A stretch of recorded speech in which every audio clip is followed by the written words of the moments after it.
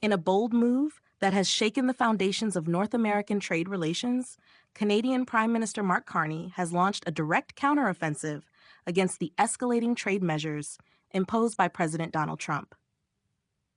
Welcome to In the Know News, where we bring you the stories that matter most, deeply analyzed, clearly presented, and always in your corner.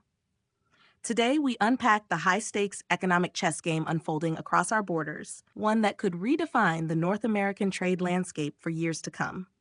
Prime Minister Carney, standing firm at a press conference in Ottawa, announced that Canada will impose targeted 25% tariffs on U.S.-made vehicles that are not compliant with the United States-Mexico-Canada Agreement, USMCA, commonly referred to in Canada as CUSMA.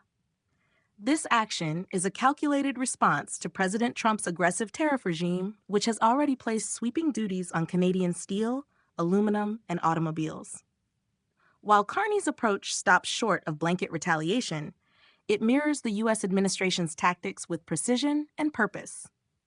Importantly, Canadian tariffs will not include auto parts, preserving the intricate and vital supply chains that bind the North American auto industry. Carney emphasized that the counter tariffs will specifically target vehicles assembled in the U.S. that either fall outside the parameters of USMCA compliance or contain non-Canadian components. This retaliatory strike is designed not just to mirror Trump's measures, but to do so in a way that minimizes disruption to Canada's own industry. For instance, Mexican-made vehicles and U.S. auto parts remain unaffected under the Canadian plan. It's a sharp contrast to the U.S. approach, which has introduced blanket levies across multiple sectors, including goods that meet trade deal criteria. What sets Carney's plan apart is the built-in relief mechanism for Canadian auto producers. The government will develop a framework allowing companies that maintain production and investment domestically to receive federal aid to offset the U.S. tariffs. This policy ensures that the financial burden does not rest solely on the shoulders of Canadian manufacturers and workers. In fact, every dollar raised from these countermeasures, estimated to be as much as $8 billion, will be funneled directly back into the industries and communities most affected by the Trump tariffs. This is in addition to a pre-announced $2 billion fund aimed at revitalizing the domestic auto sector. The ripple effects of Trump's tariffs are already visible. Stellantis, one of the world's largest car manufacturers, has paused production at its Windsor, Ontario plant, temporarily laying off 3,600 workers. The shockwaves extend beyond Canada's borders, with Stellantis also halting operations in Mexico and laying off workers in the United States. A sobering sign that this trade war is hurting American workers as much as Canadians. Ontario Premier Doug Ford has thrown his support behind Carney's response, stating that standing up to unfair U.S. trade practices is a matter of economic survival. Meanwhile, Conservative leader Pierre Poilievre unveiled his own counter-strategy, promising to eliminate sales tax on Canadian-made vehicles. This could save consumers as much as $2,500 on a $50,000 car, or up to $7,000 if provincial governments mirror the federal tax cut. Poilievre minced no words, stating, "Canada has not been spared. There is no progress, and there was nothing constructive or productive about Trump's tariff announcement." He also warned that Canada must no longer consider the U.S. a reliable trading partner and vowed to revoke cooperative agreements if the U.S. continues breaching trade obligations. The warnings are dire. Prime Minister Carney has cautioned that Canada should brace for potential U.S. tariffs on lumber, pharmaceuticals, and semiconductors. While the current Canadian strategy is measured, Carney was clear that any additional escalation will be met with a calibrated and energetic response.